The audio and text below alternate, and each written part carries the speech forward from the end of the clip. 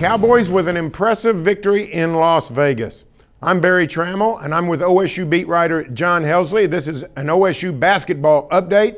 And John, over the weekend, the Cowboys with a very solid victory over 20th ranked Colorado out in Las Vegas. And this was a very hard-fought win. Yes, it was indeed, Barry. It was a very physical, tough matchup.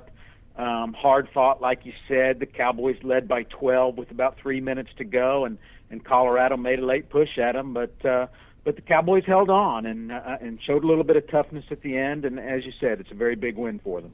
I was very impressed with Colorado. Of course, this is a program that's fallen off our landscape since it went to the Pac-12. But the Buffs have gone on and won the Pac-12 in their first year in the league. And, we remember Colorado as sort of a basketball doormat. That's not at all what they are. They've got a lot of good players. Spencer Dinwiddie is an all-star type player. We've seen Andre Roberson was with the Buffs last year. He's now with the Thunder. But Colorado's got a lot of similar players, very tough, very physical, but also very athletic. This was perhaps OSU's best win, along with that Memphis victory in the non-conference portion of the season. I would think so too, because as you say, it's a team that kind of mirrored them in a lot of ways. They had similar style of athletes. They didn't have a great big man, but with Josh Scott inside, who played really well, they had a guy that could give OSU's big men trouble, and he did.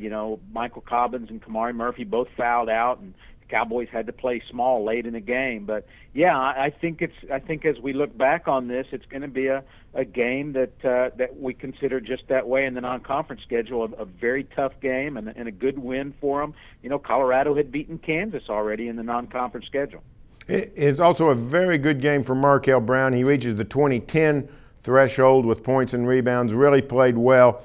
It looks like Markel Brown is doing a great job of keeping his game elevated to where people can't just focus on Marcus Smart. You're exactly right. And, Marcus had gotten in a little bit of foul trouble in the first half. Travis Ford sat him down with 2 fouls, and immediately Markel kind of sensed that, hey, the team needs a little something extra from him, and he delivered that. As you said, he finishes with 23 points and 11 rebounds. And they got a big performance off the bench from Phil Forte, who had 16 points, 13 of those in the second half. When Forte makes threes like he made Saturday night, Oklahoma State is very tough to beat. Very tough to beat. He'd come off a sort of a shaky outing.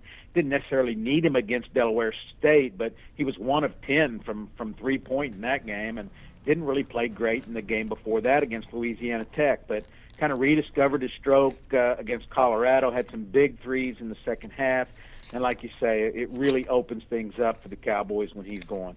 Well, now the Cowboys are off until December 30th when they host Robert Morris. Then it's on to Big 12 play. Do you like where the Cowboys are as they get ready to enter conference play?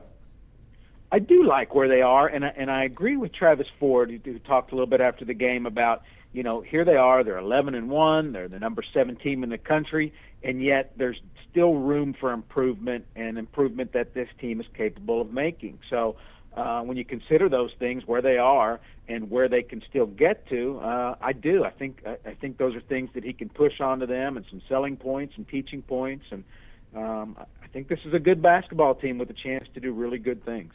Hey, appreciate it, John, and get ready for Big 12 conference play. I look forward to it, Barry. Thanks. That'll do it for now, but stay tuned for more OSU basketball coverage here on News OK and every day in the Oklahoman.